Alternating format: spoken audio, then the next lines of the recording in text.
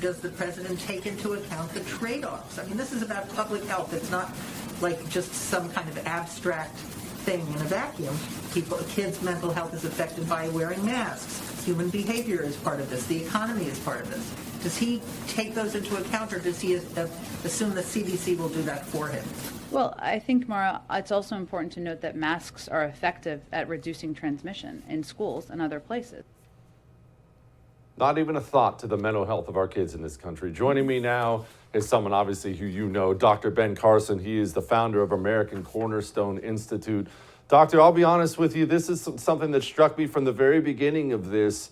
It was all just about the virus itself, and no one seemed to think about the economy, mental health, people who struggle with addiction. There was never a thought to these people in the beginning. Why? It's kind of interesting because they talked about following the science. Well, scientists always look at collateral damage. They always look at all the ramifications of what you're doing. They don't just go down one pathway. So this has been anti-science from the very beginning. And when you look at what's happened with the children in terms of emergency room, mental health issues, up by 40% year over year from 2020 to 2021, and probably continuing to go up now.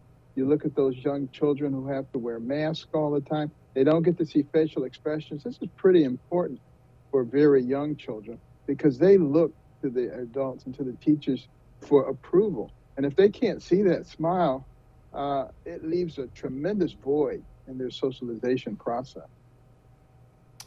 Doctor, can you help me explain why we didn't do the traditional science things that you just brought up? Because it's not like we're a dumb, uneducated country. You got a whole bunch of doctors and people who go to fancy schools and read a lot of books. I mean, I'm an idiot. I went to community college and I knew these things. Why didn't all the geniuses know them? Well, I don't know if it's a matter of them not knowing it or a matter of them wanting to ignore it. Because, look, last week, the information came out from the Johns Hopkins study that showed that the lockdowns achieved virtually nothing. And yet there are still those who want to continue them. There are those who want to continue to mask the children, even though they know the statistics that I just quoted.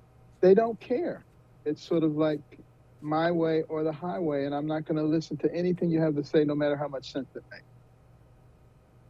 So is it more of an arrogance thing? Is it a corruption thing? What say you?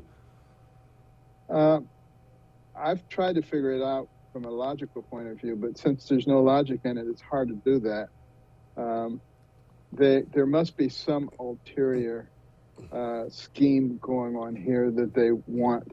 I don't know if it's a control issue. I don't know if they're trying intentionally to create chaos. I don't know what they're doing, but I can tell you that it doesn't make any sense. That's for sure. Hey, thanks so much for watching the first on YouTube. If you liked what you saw, go ahead and like and subscribe. You heard me. Like it, subscribe. You'll get a lot more of it and a lot more of me.